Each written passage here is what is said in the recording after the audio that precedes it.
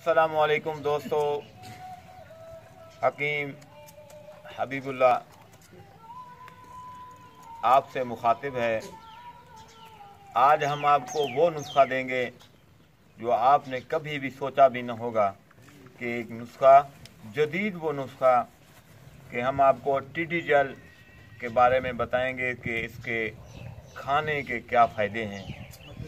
टिड्डी जल मकड़ी ये एक ऐसा फार्मूला है, इसके खाने से शफा ही शफा है।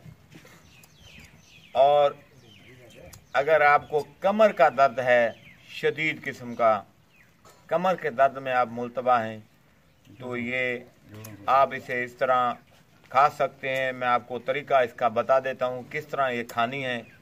तो ये टिड्डी जल आप इस तरह पकड़ें और इसको यहाँ से इसके जो पर हैं उनको इस तरह जुदा कर लें, परों को। और फिर ये देख रहे हैं आप। और फिर इसकी गर्दन से आगे से आप पकड़ेंगे आराम से, जो है ना, ये इसका अंदर से जो गुर्दा निकल आएगा।